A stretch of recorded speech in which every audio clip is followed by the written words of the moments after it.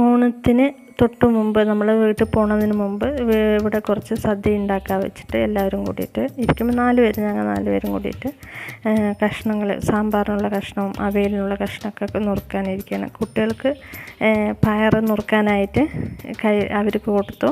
അപ്പോൾ എല്ലാവരും കൂടി ഇങ്ങനെ വട്ടത്തിലിരുന്ന് നുറുക്കാനിരുന്നു. എല്ലാം നുറുക്കി കഴിഞ്ഞ് ഓരോരുത്തർക്കും ഓരോത് കൊടുത്തു. പിന്നെ അതിൻ്റെ ഇടയിൽ തേങ്ങ ചിരവിയിട്ടുണ്ടായിരുന്നു. തേങ്ങ ചിരവി പിന്നെ സാമ്പാറിനുള്ളത് വറുക്കാൻ നിന്നു.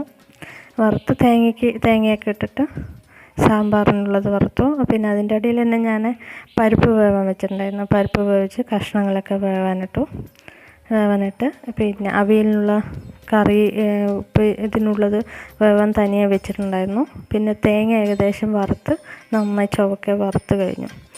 അപ്പോൾ എല്ലാവരും കൂടി ചെയ്യുമ്പോൾ അതൊരു സന്തോഷം കൂടിയാണല്ലോ.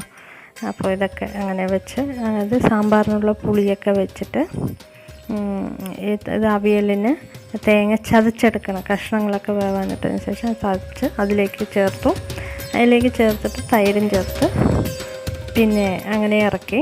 ഇതിപ്പോൾ കുറച്ച് ചെറിയൊരു വീഡിയോ ആണ്, വലുതായിട്ട് ഇടില്ല. വലുതായിട്ട് വൈഡായിട്ട് ഒരുപാട് വലുതാവും വെച്ചിട്ട് കുറച്ചായിട്ട് എല്ലാം മുഴുവനായിട്ട് സാമ്പാറൊന്നും വയ്ക്കുന്നത് കറക്റ്റായിട്ട് മുഴുവനായിട്ടില്ല.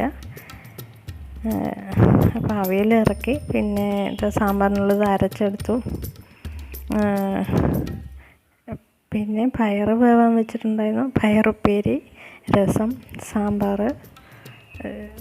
ഇത് എടുക്കാൻ മറന്നുപോയതാണ്. ബാക്കിയുള്ളതൊക്കെ ലാസ്റ്റ് ഇത് എല്ലാം കൂടി വിളമ്പിയതിന് ശേഷമാണ് ഇതെടുത്തത്. പിന്നെ മാങ്ങ അച്ചാർ, അവിയൽ, തക്കാളിക്കറി, പിന്നെ ഒരു ചമ്മന്തി. അപ്പോൾ താങ്ക് യു.